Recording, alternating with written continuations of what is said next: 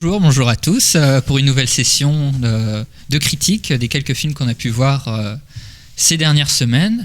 Alors dans cette émission, on va aborder La Passion de Dodin Bouffant, Le Garçon et le Héron, Killers of the Flower Moon et enfin Second Tour d'Albert Dupontel. Donc on va commencer par Le Garçon et le Héron, donc le dernier film de Miyazaki. Encore un qui fait après avoir dit qu'il arrêterait d'en faire. Donc cette fois-ci, un petit résumé du film. C'est un jeune garçon qui a plus de maman parce qu'elle est morte et qui déménage avec son papa dans l'entreprise, près de là où il y a l'usine de son père. Son père qui va justement se marier avec la sœur de sa maman morte. Et une fois là-bas, il va rencontrer un héron qui va l'amener dans un univers un peu parallèle, un univers en péril, quoi. Et il va devoir le sauver. Qu'il va devoir sauver. Voilà. Des émotions pour ce film? Est-ce qu'il vous a bouleversé? Il y a peut-être que moi qui l'ai vu. Hein. Bonjour Ethan. Bonjour Mathieu, je t'en prie. Du coup, pour répondre à ta question, est-ce qu'il m'a bouleversé? Non. Malheureusement. J'ai vu beaucoup de personnes dire qu'on pleure à la fin, je ne trouve pas. Parce que pour moi, l'un des gros défauts du film, disons que la première fois que je l'ai vu, j'ai trouvé ça assez grandiose, même si j'aimais pas du tout la première heure que je trouvais très longue. Je l'ai vu une deuxième fois, j'ai trouvé ça beaucoup moins bien. Parce que c'est un film qui raconte pas grand-chose et on sait pas très bien où il va. Du coup, on se retrouve très vite perdu devant le film et les émotions, pour moi, elles viennent jamais. Parce que sur la fin, il se passe tellement de choses qu'on n'a pas le temps d'arriver à être ému, surtout sur cette scène à la fin où la mère va être face à son fils, du coup, et qu'ils se disent adieu pour une dernière fois. Ça va tellement vite et il se passe tellement de choses en même temps qu'on n'a pas le temps en tant que spectateur de se dire « Ah, cette scène est marquante ». À peine ils se disent au revoir, elle ferme déjà la porte et tout se termine. Mais non, sinon, le film il est bien, mais je le reverrai pas du tout. Voilà. Mais parce que c'est assez long, c'est très beau visuellement, la musique est sublime, ça joue très bien, en termes de comédien de doublage, ça joue très bien. Mais je sais pas, on sait pas trop où le film veut nous mener, donc on se retrouve perdu. Oui, Loubna. Et justement, moi j'y ai réfléchi au fait que l'histoire elle va dans tous les sens. Et je me suis rendu compte que moi limite j'ai mal regardé le film. Je pense pas qu'il faut le voir avec l'idée de c'est une histoire qui va tout droit, il y a juste faut tout retenir, mais plus faut le consommer comme sans réfléchir et rentrer dedans. Je pense qu'il faut pas chercher à établir une relation, une réflexion juste après l'avoir regardé, mais prendre ce qu'on nous donne et sans forcément se dire « Ah, mais ça n'a pas de sens » et accepter en fait que ça n'a pas de sens. On pourrait presque croire qu'en fait, il a Alzheimer à travers ce film et donc c'est pour ça que ça n'a aucun sens, comme c'est un film pour un départ à la retraite. Mais en fait, c'est génial. C'est un énorme chaos et juste, tu l'avales. Et moi, limite, je regrette que la première fois que je l'ai vu, j'ai pas reçu une énorme claque parce que j'étais trop concentrée à l'idée de après on a critique et donc faut que je puisse écrire un truc, retenir un truc. Alors que finalement, je pense que la première vision, faut vraiment, je me répète pour la 3e fois, mais faut pas se prendre la tête et apprécier la grandeur des images. Pour moi, c'est le plus beau Ghibli. Au niveau des couleurs, et il y a quand même des clins d'œil, je trouve, à Chihiro, un moment, la scène où, avec les perruches, ça reprend un peu les mêmes couleurs que quand il y avait les... Je sais pas si vous voyez, le moment où ils dorment tous. Et au niveau des motifs, des couettes, il y a comme des petits clins d'œil aux couleurs... moi je suis conquise. Mais pareil, il m'a pas bouleversée. Alors que il traite de sujets quand même un peu difficiles. Par rapport au fait que oui, ça part dans tous les sens, il y a un moment dans le film où c'est adressé en fait, quand on va voir le personnage de Maito qui va aller dans le monde inversé, il se retrouve devant une grille en or dessus. Je sais plus très bien ce qu'il y a décrit, mais je crois qu'il y a écrit ceux qui vont essayer de comprendre vont mourir, quelque chose comme ça. Donc moi, ça m'a rappelé un peu Tenet de Christopher Nolan, la scène où un des personnages va dire n'essayez pas de comprendre, juste ressentez. Mais pour moi, c'est un peu un aveu d'échec de l'auteur en mode c'est pas grave ce que je raconte, juste va avec la vague et suis ce qui se passe et puis on s'en fiche un peu quoi. Mais non, tout ce qui se passe dans le monde inversé, je trouve ça génial. Toutes les scènes avec les perruches, je sais qu'on en parlait beaucoup une fois qu'on était sorti de la salle, qui m'ont fait beaucoup rire parce que je trouve ça génial, tout ce qui se passe avec, même si ça n'a aucun sens, mais c'est très cool avec ce roi perruche qu'on suit. Mais non, globalement je sais pas, c'est l'impression d'être passé un peu à côté, parce que oui, tout le long on se dit mais quand va commencer l'histoire, parce que je trouve que l'histoire de rechercher sa mère, c'est pas ce qui m'intéresse particulièrement, parce qu'on se doute très bien qu'il va la retrouver, donc à partir de là, c'est pas très intéressant. Tout ce qui se passe avec le grand-oncle, les pièces pour construire ce monde, ça par contre je trouve ça passionnant, le fait qu'il faut stabiliser en fait, pour que la société marche, il faut qu'elle soit stable. Je trouve ça extrêmement intéressant que ça soit fait juste avec 6 ou 7 pièces, voilà. Mais globalement non, je sais pas, en fait c'est le genre de film que j'aurais pas dû revoir et garder ma première impression en me disant c'est très bien, mais en le revoyant j'étais j'y arrive pas, voilà. Ça vous suffit de dire que ça sur le film? Ah oui, quand même, merci. Non, okay. Pas si vite. Ouais, je trouve qu'il y a quand même pas mal d'idées qui sont intéressantes et d'autres où, comme on avait dit la dernière fois, soit le film faut qu'il fasse une demi-heure de moins ou une demi-heure de plus, parce qu'il y a certaines idées qui ont été intéressantes à approfondir, notamment le truc du grand-oncle. Oh, comment ça aurait été trop bien s'il y avait eu un flashback avec le début du monde. Oh là là. Mais tant pis, c'est pas moi qui l'a réalisé. Mais limite, je me demande si on l'a pas peut-être vu un peu trop vieux, et que si on l'avait vu genre à 10-12 ans, quand tu commences un peu à comprendre c'est quoi le cinéma, et que... Enfin, peut-être tu dois te prendre une énorme claque, faudra en parler avec des enfants, voir comment ils l'ont ressenti, ou si eux aussi étaient en mode de, j'ai rien compris, en fait, ça allait dans tous les sens. Parce que, bon... Ghibli, c'est quand même, c'est tout public, mais ça a vachement de groupies chez les enfants, quoi. Je sais pas ce que vous en pensez. Alors déjà, par rapport aux 30 minutes enlevées ou rajoutées, moi j'aurais dit les deux. T'enlèves 30 minutes au début, tu rajoutes 30 minutes à la fin. Parce que je trouvais justement que cette histoire avec son oncle, en fait, ça aurait dû être largement plus exploré. Je trouve qu'on n'y passe pas assez de temps. Et par rapport au fait, quand on est enfant, je sais que moi les Ghibli, je les ai découverts très tard. J'ai commencé à regarder du Ghibli il y a peut-être 3 ans. Et il y en a beaucoup que j'ai adoré tout de suite. Donc celui-là, un peu du même avis que Mathieu, je suis un peu passé à côté sur le truc d'habitude, l'histoire, t'as pas trop à réfléchir, tu y vas, tu comprends tout de suite et tout, et puis que là du coup t'es un peu perdu, tu te dis ouais mais je sais pas où m'emmène le film en fait. Donc qu'après moi il y a des films... je sais pas pourquoi c'est cet exemple qui me vient en tête, mais il y a eu La Montagne Sacrée qui est passé l'année dernière ici. Au bout de 5 minutes, je sais que le film n'a aucun sens et qu'il fallait juste que je me laisse porter pendant 2 heures. J'ai adoré le film. Et là, en fait, du coup, comme je m'attendais à comprendre l'histoire, du coup, j'étais complètement perdu parce que j'essayais de comprendre l'histoire et mais je sais pas où tu m'emmènes en fait. Donc voilà, ça m'a fait un peu cet effet-là. Je prends la parole vite fait parce que c'est marrant ta comparaison avec la montagne sacrée, parce que le vieux dans le garçon et le héron, avec sa chevelure hirsute, il ressemble vachement au vieux dans la montagne sacrée, quoi. Et c'est je sais pas si vous voyez ce que c'est, ce film de Alejandro Jodorowsky, qui est aussi auteur de BD, tarologue, fou, magicien, bref. Personnage assez intéressant quand même de l'histoire du cinéma et de la pop culture de manière générale. Mais c'est vrai que oui, mais du coup lui qui a œuvré dans un cinéma qu'on a assez vite catégorisé dans le psychédélisme, donc finalement pas trop sur un sens relativement clair, quoi. Mais effectivement oui, c'est graphiquement il ressemble vachement en fait, même à l'affiche dessinée de La Montagne Sacrée, on dirait vraiment le personnage, ouais. Et sur vraiment ce côté un peu testamentaire du garçon et le héron. Enfin, vous en avez un petit peu parlé, effectivement, c'est un peu tu dis, oui, effectivement, le mec il a Alzheimer. Bon, je pense qu'on peut pas trop réduire à ça, mais par contre, c'est vrai qu'il y a quand même ce côté très foutraque. Enfin, moi, il y a un truc qui m'intéresse, c'est vrai que ce truc de la structure que manipule le vieux, là, c'est à la fois, lui, il dit, il faut trouver une sorte d'harmonie, d'équilibre, mais clairement, quand on voit les structures, tu sais très bien que si c'était du film live, ça tiendrait pas debout.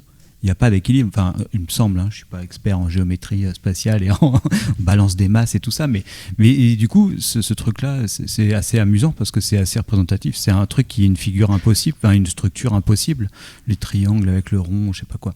Et un peu comme le reste du film, où tu dis oui, il n'y a pas trop d'équivalence. Le monde est assez peut être cohérent, mais il a une cohérence qui est illogique en fait.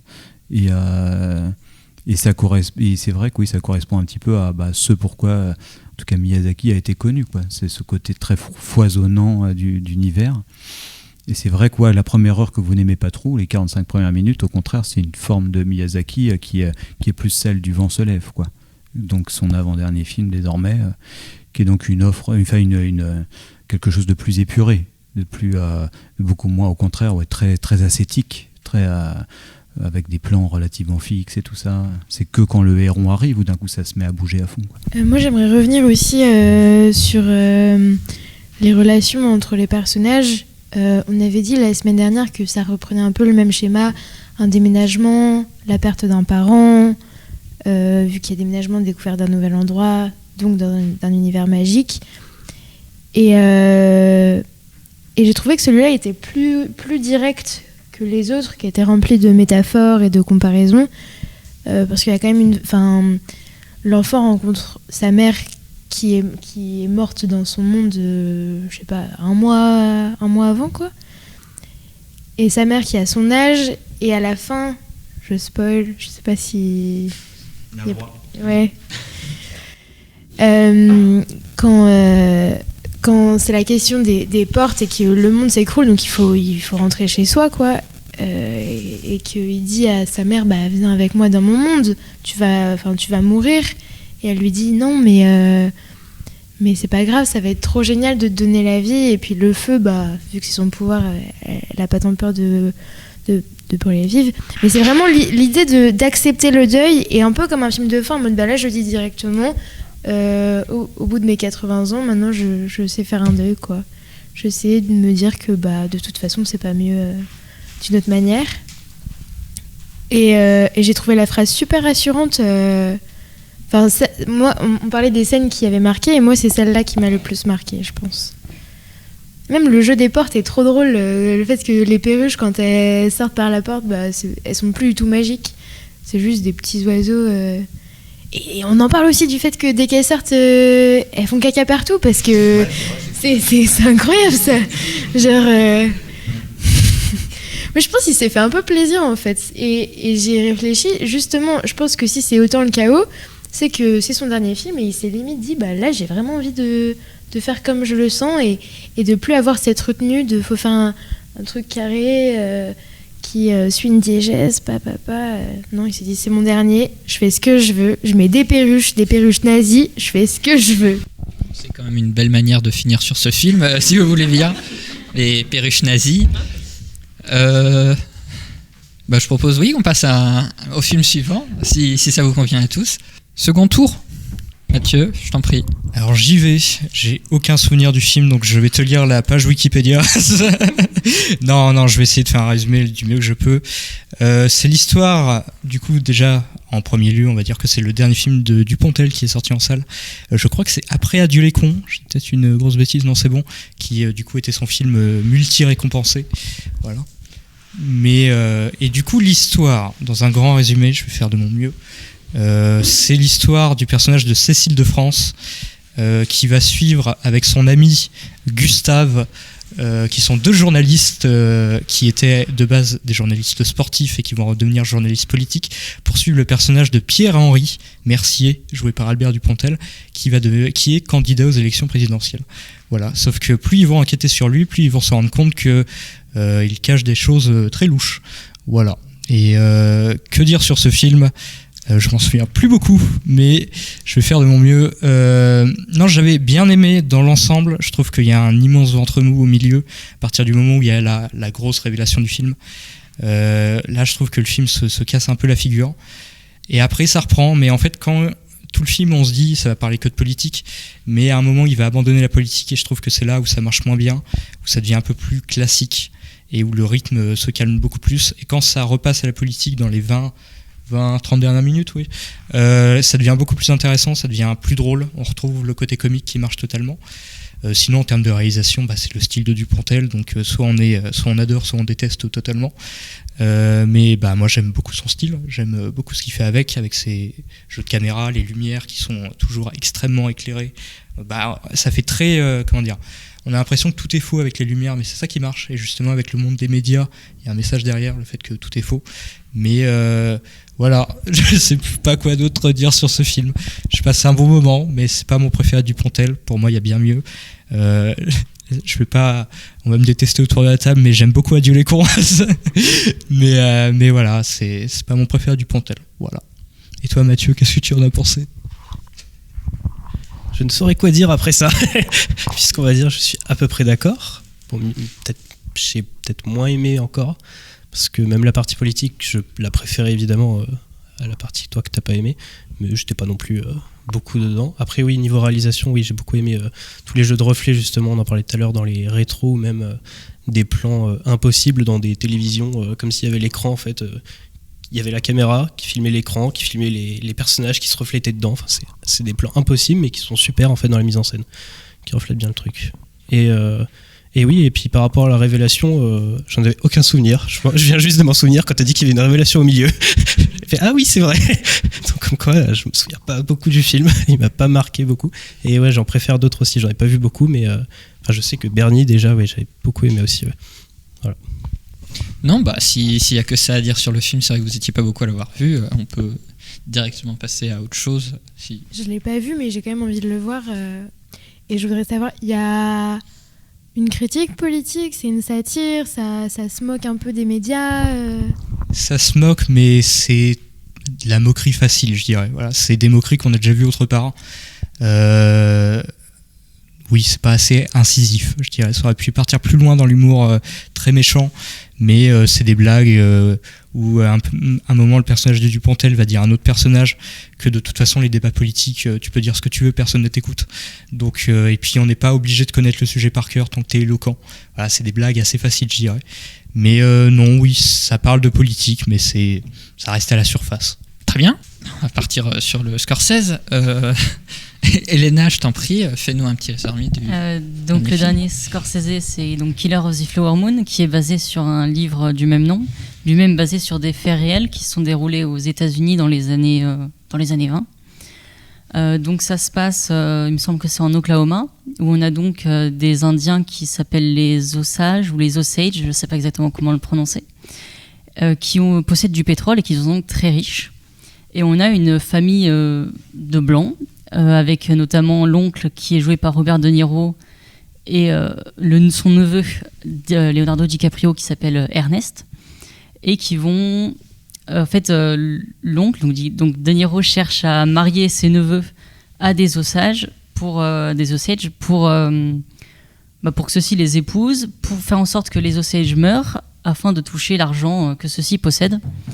Donc il va pousser Leonardo DiCaprio à se marier à une Osage, et DiCaprio est amoureux quand même de cette femme, mais il va quand même se marier aussi parce qu'il est justement poussé par son oncle, et il va y avoir plusieurs meurtres d'Osage afin de récolter l'argent, et notamment DiCaprio va beaucoup transmettre les ordres de son oncle afin de commanditer des meurtres. Voilà, et il va même se retrouver à devoir plus ou moins empoisonner à petit feu sa femme en ajoutant un produit dans son insuline. Voilà. Du coup, le film est réalisé avec beaucoup de plans rapprochés, épaules rapprochées, poitrine sur des personnages qui parlent, et aussi beaucoup de plans plus larges avec une grande profondeur de champ.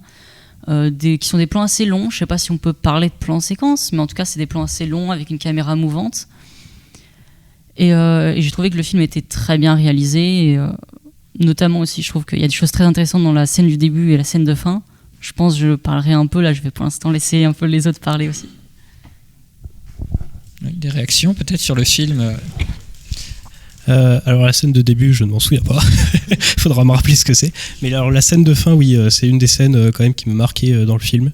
Donc l'histoire se termine, et comme tous les tous les films tirés de faits réels, normalement, on a en général un écran noir qui nous explique ce qui s'est passé par la suite et tout.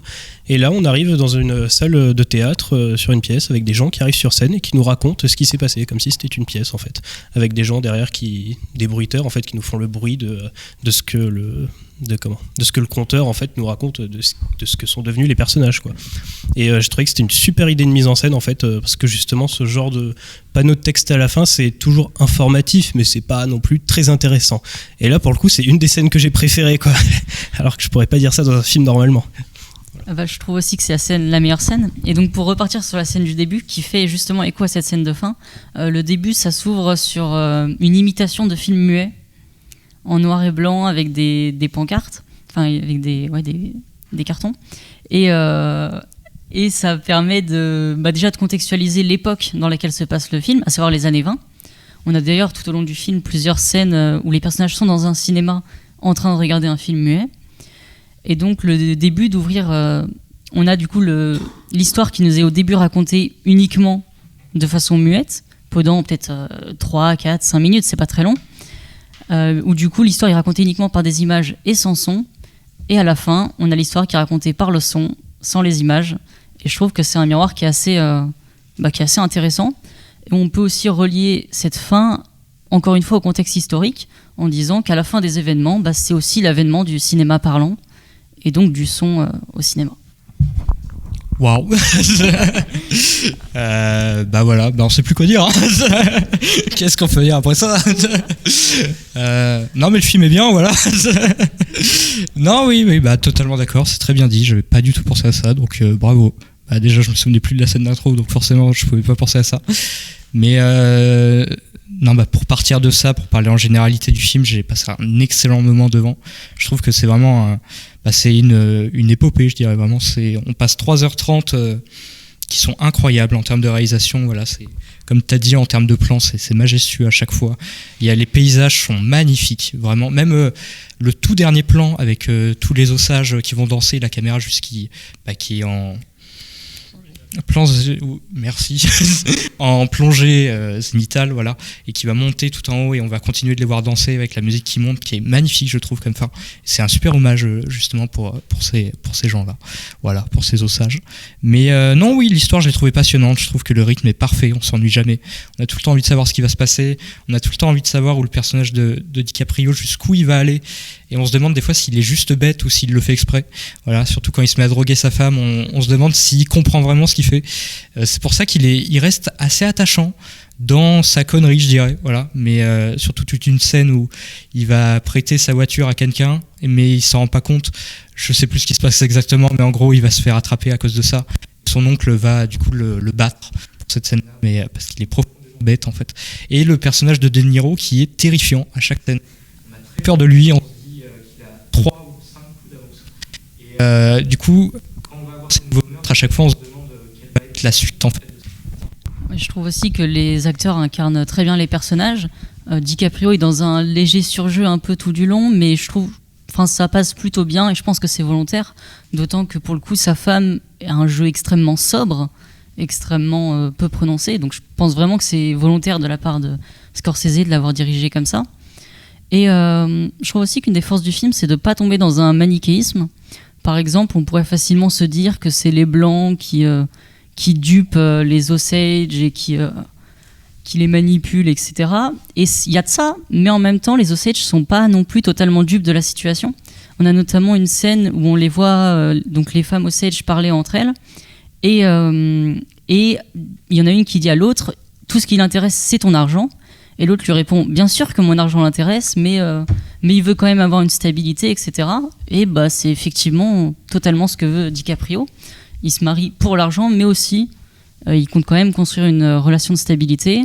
À la fin, quand elle se fait empoisonner par DiCaprio via l'insuline, elle a totalement conscience qu'il est en train de l'empoisonner. Donc elles sont pas non plus totalement naïves, etc. On évite, on échappe à un manichéisme. Et je trouve que c'est intéressant, que ça aurait été facile de tomber dans du manichéisme, justement. Excuse-moi, si je peux me permettre, je pense que le mot que tu cherches, c'est pas manichéisme, c'est plutôt misérabilisme. Genre présenter les Osages comme des gens un peu bébêtes, qui se font duper, tout ça. Et manichéisme, c'est pas le bon mot, parce qu'effectivement, il y a des vrais méchants, mais comme dans la vraie vie, hein, les méchants, c'est les blancs colonialistes qui viennent leur piquer leur terre et tout ça, quoi. Donc, c'est manichéen dans la vraie vie aussi, quoi, mais on tombe pas dans le misérabilisme avec les Osages qui sont juste des pauvres petites victimes des lavettes en soi. C'est pas le cas, justement, de ce que tu dis, même si, voilà. Et ça me permet de rajouter, il y a eu sur le tournage, en plus des acteurs et actrices, des consultants en histoire indigène et en langue auprès de Scorsese tout le temps. Et j'ai vu des interviews de eux ayant vu le film, sortant du film, qui disaient que c'était... que le film était pour eux insoutenable à regarder et vraiment très très dur. Mais en fait, c'est bien parce que c'est une vraie représentation de ce qui s'est vraiment passé. On est loin de l'Indien du western, heureusement. Et ça a été fait dans un respect historique et un respect de la culture, de l'histoire et des langues osages et indigènes assez impressionnant, et je pense que c'est quand même à noter que c'est un film important pour ça aussi. Voilà. Oui. Effectivement, c'était plutôt misérabilisme par rapport à ce que j'ai dit. Après, il y a quand même aussi un peu un côté qui échappe au manichéen, notamment dans le personnage de DiCaprio. Parce que justement, il est là à la fois pour l'argent, mais aussi parce qu'il l'aime vraiment. Et on a quand même aussi un peu une dualité à ce niveau-là. Mais oui, sinon, c'est un film assez dur, mais en même temps qui parle de choses qui le sont. Donc si le film avait été confortable, ce serait un peu bizarre. Non, moi je vais rajouter parce qu'effectivement le manichéisme ça pourrait correspondre effectivement si on se centrait sur les personnages. Mais là où ce qui me paraît intéressant dans le film aussi, c'est que la violence qui est mise en scène, enfin en tout cas la violence qui est peinte dans le film, c'est une violence qui est systémique en fait. C'est-à-dire qu'effectivement il y a un grand ordonnateur, un méchant. Mais par exemple, quand on dit qu'il est terrifiant, au final, est-ce qu'il est si terrifiant que ça ? À aucun moment, il est méchant, au contraire, il est super gentil tout le temps. Et je pense qu'il est même persuadé d'être gentil.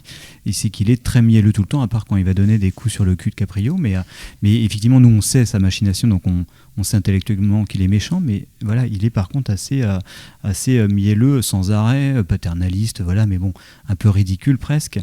Mais par contre, ce qui est dépeint en creux, et ça c'est à travers toutes les ramifications entre tous les personnages, c'est une violence sociétale, systémique, qui est basée sur des dominations raciales et capitalistes et tout ça. Mais c'est ça que à mon avis, qui est le centre de la violence que veut mettre en scène Scorsese. Parce qu'au final, même là, alors que Scorsese, et là je pourrais vous lancer là-dessus aussi, c'est aussi un peintre de la violence graphique, on va dire. Enfin, il a été assez important dans l'histoire du cinéma pour ça, de montrer des scènes de violence graphiquement. On se rappelle de Taxi Driver et tout ça. Il y a des effusions de sang.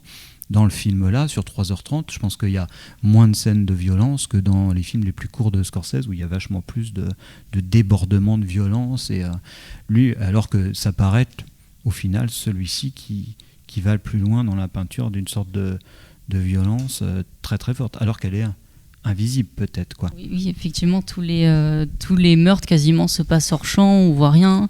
Et dans l'aspect effectivement systémique, on voit aussi que les Osages ont beau être riches, ils ont des tuteurs et ne peuvent donc pas disposer de l'argent comme ils veulent. Donc on voit qu'il y a quand même vraiment un aspect structurel et pas uniquement individuel. Et d'ailleurs, De Niro, je trouve qu'il représente bien une sorte de structure, même si c'est pas une structure étatique.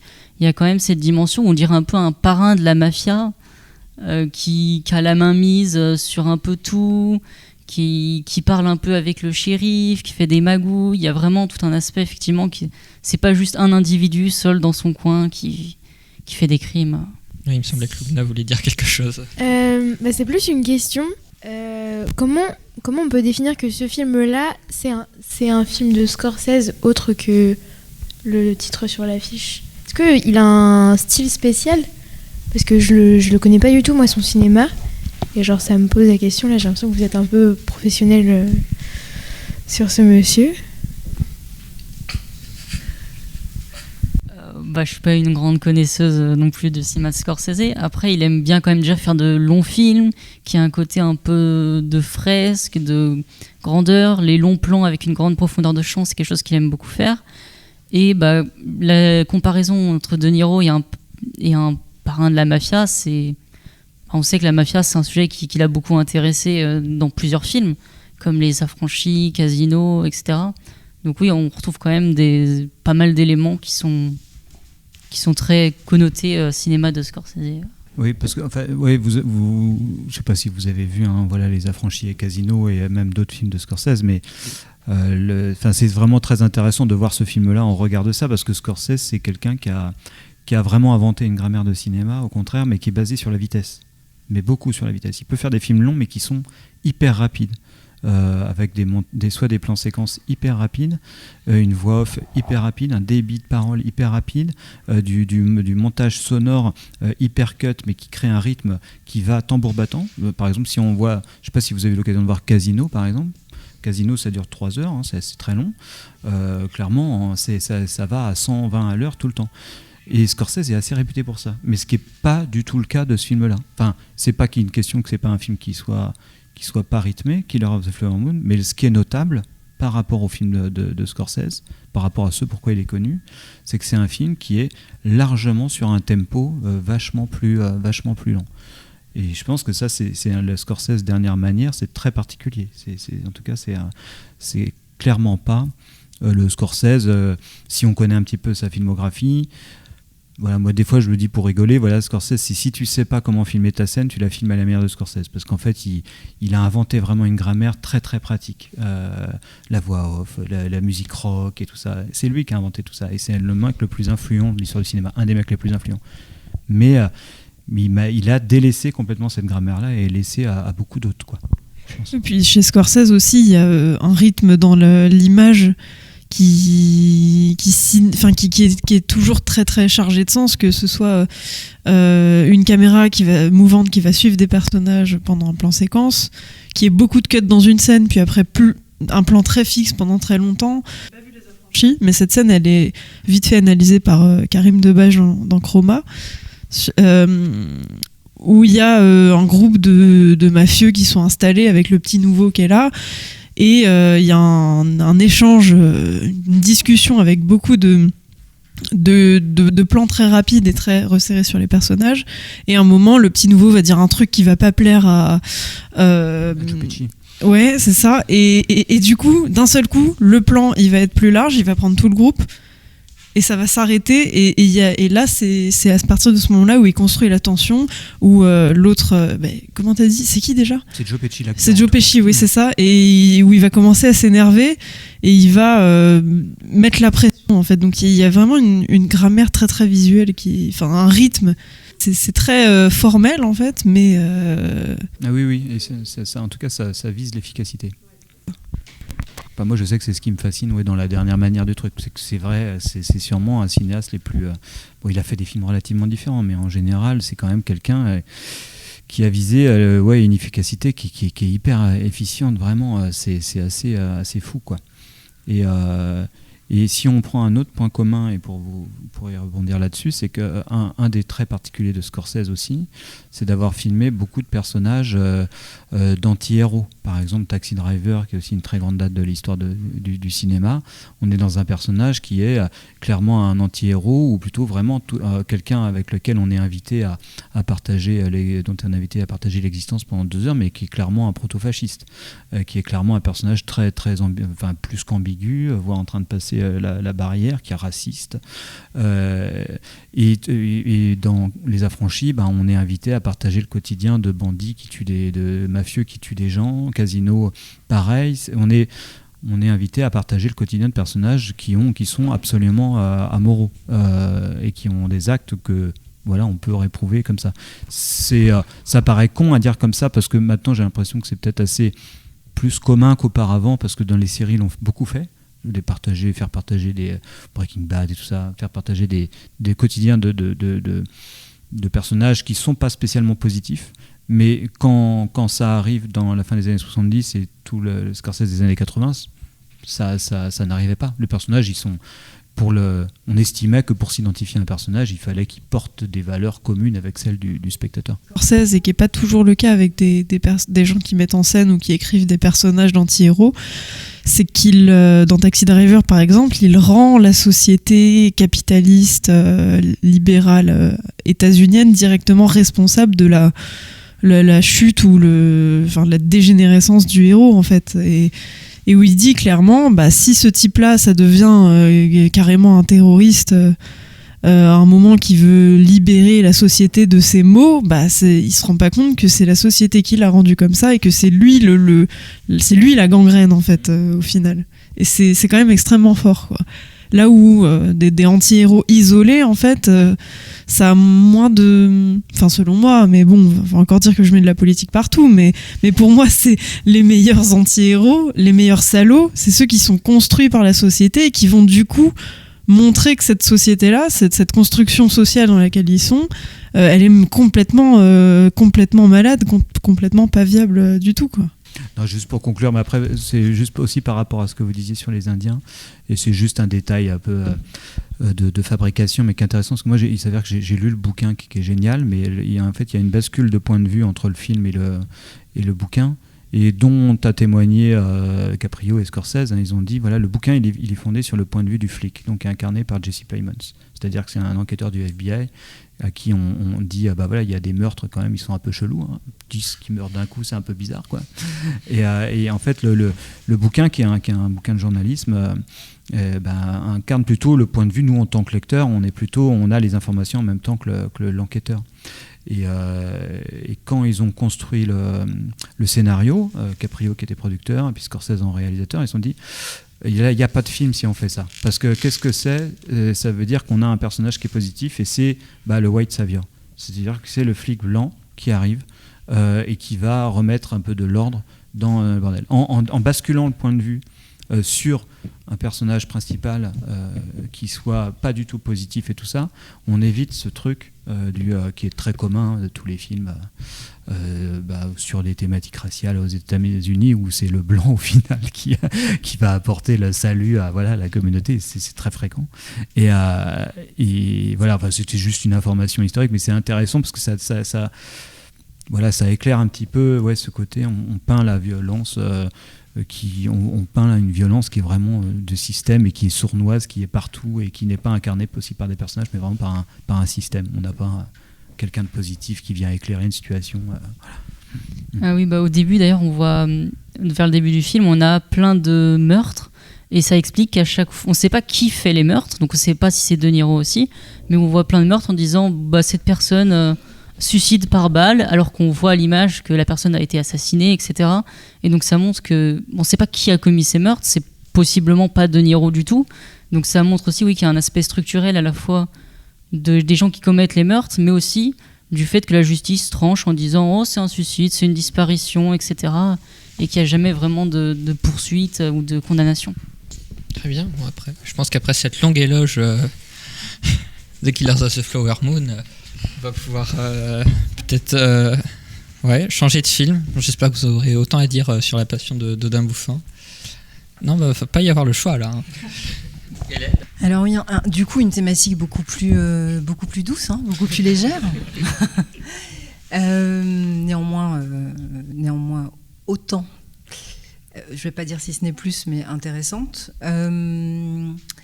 Donc l'histoire de la passion d'Odin Bouffant, c'est un film qui raconte l'histoire de la passion de cet homme, qui se trouve être la cuisine, et un peu plus que ça, puisqu'on parle quand même là de gastronomie française, sachant que c'est une des forces en tout cas de ce pays. Je pense que c'est vraiment une mise en valeur en fait de la gastronomie, de ce que c'est. C'est un film qui raconte aussi l'histoire de la transmission de cette gastronomie à travers les techniques de cuisine. Et c'est aussi un film qui raconte une histoire d'amour. Donc voilà, moi j'ai beaucoup aimé le film, j'ai vraiment adoré le film. Je trouve que c'est un film qui a une grande valeur esthétique, les images sont vraiment magnifiques, les lumières, les couleurs sont très belles. Les couleurs rappellent aussi on a même l'impression parfois d'assister en fait d'avoir un tableau en fait en face des yeux. En tout cas, il y a une dimension picturale qui est donnée au film. Et puis j'ai trouvé aussi que c'était un film très sensoriel parce que on en parlait, on en a déjà parlé, mais j'ai trouvé que je crois que ça a duré un quart d'heure, moi je dirais 20 minutes, mais j'ai pas regardé l'heure à ce moment-là. Mais l'entrée dans le film, en fait, est vraiment, l'entrée est assez longue. On se dit, mais combien de temps ça va durer? On nous montre effectivement tous les plans sont axés sur les gestes, donc les plans sont axés en fait sur la technique en fait de cuisine qui nous est montrée, mais aussi on convoque nos sens très clairement en nous montrant des plans de fumée, en nous montrant tout ce qui est en train de se préparer dans la cuisine, et on sollicite vraiment tous les sens en tout cas du spectateur. On est vraiment plongé en fait dans cette cuisine, dans l'univers de la gastronomie française, sans oublier aussi le plaisir que procure la dégustation de ces plats. Je trouve que ça, c'est une dimension qui est très présente dans le film. Je vais laisser parler peut-être Mathieu pour continuer, et je rebondirai après sur ce que tu vas dire. Je suis totalement d'accord avec Hélène, j'ai adoré le film, j'ai passé un super moment devant, justement tout le côté de la mise en scène, il a eu le prix à Cannes de la mise en scène et c'est totalement mérité. On le voit dès le début avec ces scènes de cuisine qui sont fascinantes, où ça aurait pu durer, déjà que ça dure 20 minutes, mais ça aurait pu durer 1 heure, ça aurait été incroyable. Et non, il y a de très jolis plans, comme tu dis, ça fait des plans très au niveau pictural, avec de nombreux, on dirait littéralement des tableaux. Il y a beaucoup de moments où ils vont marcher dans des champs, et c'est magnifique, vraiment, avec toutes ces fleurs, les arbres et tout. Mais aussi, ce que je trouve très intéressant avec la mise en scène, c'est qu'ils sont dans un château tout le long, mais le château fait tellement vivant, on y croit, parce que la caméra va beaucoup se balader dans les couloirs, on va les suivre dans les marches avec eux, tout ça. Mais alors je sais qu'on avait parlé que l'histoire d'amour était très secondaire, mais en y repensant, je me dis que c'est un peu le cœur émotionnel du film. Sans ça, sans l'histoire d'amour, je pense pas que les scènes de cuisine auraient été si marquantes que ça. Parce que toute leur histoire d'amour est sur la cuisine, justement. Et je vais spoiler le film, je suis désolé pour les gens qui ne l'ont pas vu, mais justement, quand il y a le personnage de Juliette Binoche qui va mourir, je trouve que là, il y a un vrai impact dans le film, parce que d'un coup, c'est comme si le rythme et tout le cœur du film partait. En fait, il y a toute l'émotion, on se prend une émotion d'un coup, et le personnage, justement, va arrêter de faire de la cuisine, et d'un coup, le film se casse, en fait. On a l'impression, qu'il se casse.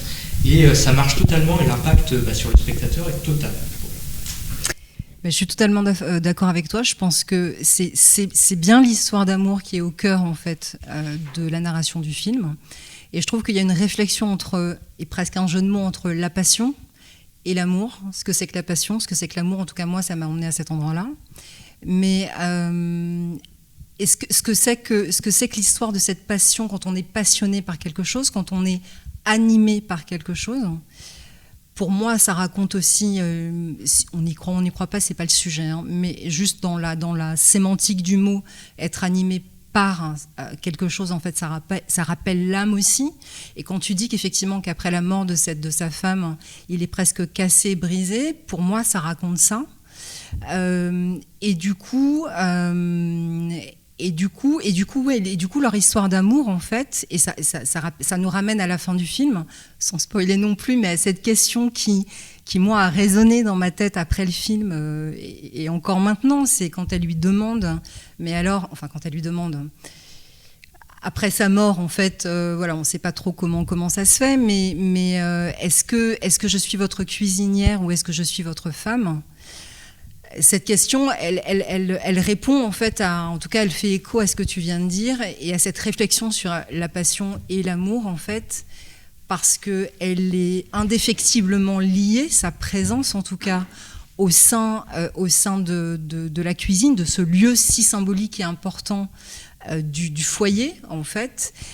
C'est elle le foyer de son âme, de sa passion en fait.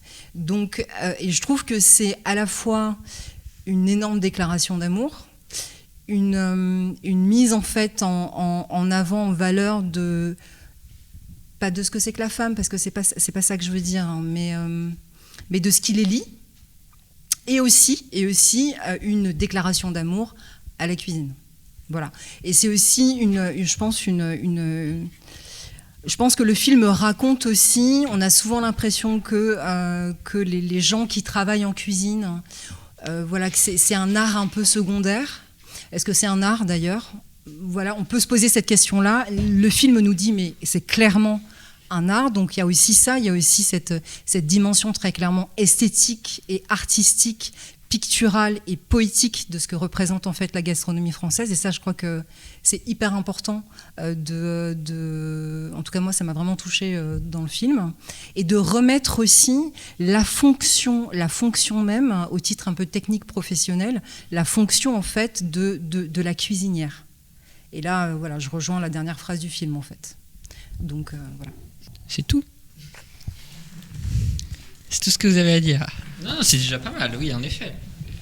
Bah oui, non, outre la lumière ou la mise en scène, c'est vrai que c'est quand même un film que j'ai beaucoup apprécié, donc j'ai pu le voir hier. Mais là où c'est une relecture du film que vous avez eu après l'avoir vu, oui, logique, que j'ai pas eu moi, mais c'était après la mort de Juliette Binoche. C'est vrai que j'ai trouvé le film nettement plus long. Alors peut-être que c'est aussi Benoît Magimel qui trouve la vie beaucoup plus longue quand elle est plus là, mais c'était difficile et je voyais pas où le film en fait allait s'arrêter, quoi. Je t'en prie, tu peux me répondre. C'est le principe. En fait, je pense que c'est ça, c'est le rythme en fait de cette passion qui est brisé parce que la présence de la personne en fait qui l'inspire, qui l'anime en fait n'est plus là. En tout cas, c'est une des interprétations possibles. Non, mais c'est une interprétation parfaitement claire, mais je la partage aussi. Mais c'est vrai que ça casse le rythme et ça casse vraiment. Moi, par exemple, ça m'a sorti du film. Ouais. Je me suis dit, bon, d'accord, elle est morte, qu'est-ce que tu fais maintenant? Enfin non, mais on se doute qu'il va pas rester dans sa cuisine à la pleurer. Et il y a cette idée aussi du repas, de l'espèce de contre-repas qu'il doit donner au prince de quelque part. Non mais on s'attend, il y a quand même, on met en place toute une idée il va montrer à ce prince après un repas faste et interminable qui a duré 8 heures, il me dit moi je vais lui montrer ce que c'est à la cuisine française, on va juste lui donner un pot-au-feu et on va voir personnellement j'attendais du coup une réaction, pas forcément une réaction du prince, mais au moins je voyais le film venir et du coup je me trompais, c'est ça qui est très bien. Je me suis fait avoir, mais j'attendais une fin. On a fini le pot-au-feu, tout le monde est content. Mais c'est vrai que pas une happy end comme n'importe quel film. Ben justement, pour moi, toute l'intrigue avec le roi, c'est pas le cœur du film en fait. C'est c'est un peu une quête annexe. Le jeu vidéo, elle est là, on est content. Mais non, pour moi, le cœur du film, c'est ce coup.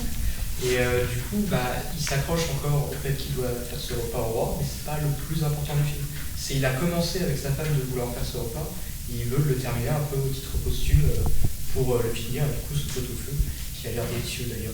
Mais voilà, pour moi, le roi, c'est pas l'intrigue la plus importante du film. Mais je peux comprendre que tu t'es... oui. C'est vrai que c'était plus long, mais après, voilà, c'est personnel aussi, et puis je fais toujours les quêtes annexes avant de finir un jeu vidéo. Donc c'est peut-être aussi ça qui m'a perturbé. Après, je voulais rajouter aussi, pour parler un peu de poésie, dans les dialogues, en fait, dans le rythme des dialogues, dans les termes qui sont utilisés, les termes techniques, la description des plats, la manière dont ils en parlent, tout ça, il y a une certaine forme de poésie aussi qui nous est transmise. Et tu parlais du pot-au-feu, et oui, voilà, le pot-au-feu, c'est vraiment un plat classique, traditionnel, très familial, mais justement. Voilà, le fait que ça soit un plat très très très simple, c'est qu'est-ce qu'il va en faire, comment il va s'y prendre, et on nous montre tout ça, et ça, moi je trouve que ça révèle, c'est d'une grande poésie. Et puis on parlait de transmission tout à l'heure aussi. Dans cette histoire aussi de transmission, ce qui m'a aussi interpellée, c'est de nous montrer comment en fait on apprend à cuisiner, et finalement le spectateur se rend compte que c'est pas si simple que ça, et que ça fait appel en fait vraiment ça fait appel presque, voilà, j'allais dire mais en fait c'est ça, à des zones du cerveau. On est vraiment dans un apprentissage, dans une mémorisation du travail à faire, du goût, et ça je trouve que c'est extrêmement intéressant aussi. Et ça vient revaloriser aussi ce métier, ce domaine, et lui donner une valeur esthétique. Oui, c'est ce que tu disais juste. Et artistique, ouais, voilà, c'est un peu un film pour attester que la cuisine, c'est un art comme pourrait l'être le cinéma, à moins que tu aies quelque chose à redire. On voit tout ce qu'ils font en termes de plats, mais c'est des œuvres. C'est des œuvres d'art, quoi.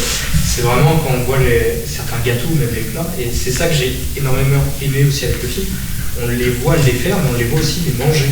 Et j'avais très peur que juste, une fois que c'est cuit, voilà, c'est bon, on passe à autre chose. Mais quand ils vont couper les parts et tout ça, on voit que tout est parfaitement structuré, c'est vraiment une œuvre d'art. Tout est parfaitement mis et tout, c'est incroyable. Et justement, oui, c'est parfait que la cuisine est parfaitement représentée. Et les 5 sens sont convoqués en fait. Comme tu disais, voilà, de les voir aussi déguster les plats, on les déguste avec eux, quoi. Et puis sur ces 5 sens, justement, il y a aucune musique en fait de tout le film à part à la fin, quoi. C'est le rythme, il est donné, le rythme sonore en tout cas, il est donné par les bruits de cuisine, par le feu qui crépite et même par les oiseaux dehors. Donc c'est vrai qu'il y a ça. C'est ça qui est hallucinant, c'est que tout le long du film, je ne me rendais pas compte qu'il y avait de la musique, et c'est quand elle apparaît à la fin, je me suis dit, mais il n'y a aucune musique. Alors que oui, comme tu dis, on est rythmé par le bruit de la vapeur de l'eau, les oiseaux, tout ça, et du coup, le rythme est parfait tout le temps, même s'il n'y a aucune musique. Et on est tout le temps, nos 5 sens, ils sont tout le temps aux aguets, quoi. On est tout le temps capté par ce qui se passe. Et oui, qu'est-ce qu'on a faim dans le film, c'est hallucinant. C'est vraiment, il y a des moments où ils font des sauces, mais on les sent, les sauces, c'est incroyable. Pour revenir sur ce que tu disais sur le fait qu'ils préparent le plat, on les voit les manger. Et je sais qu'on en a beaucoup parlé aussi d'un plan qui suit, je ne sais plus comment elle s'appelle, Violette, qui suit Violette apporter le plat en fait, jusque dans la chambre de Juliette Binoche. Et du coup, on a même ce moment-là en fait, de la préparation du plat, le chemin du plat, et puis après la dégustation. On a vraiment tout le cheminement en fait, des aliments, enfin des aliments dans le placard jusque dans le ventre de Juliette Binoche, des formats de Joseph, et je trouvais ça super ce genre de scène.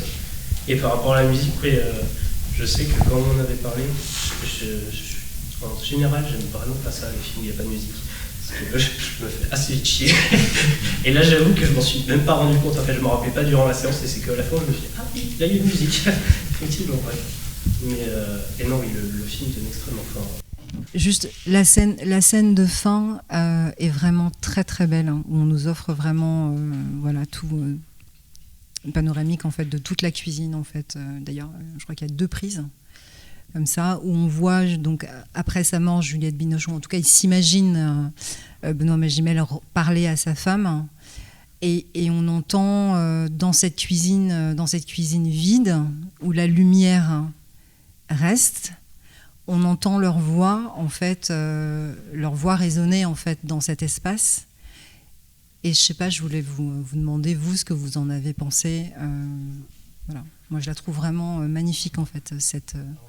Bon, on va peut-être pouvoir s'arrêter là-dessus. Merci à tous pour vos explications et vos ressentis des différents films qu'on a pu aborder aujourd'hui. Au revoir.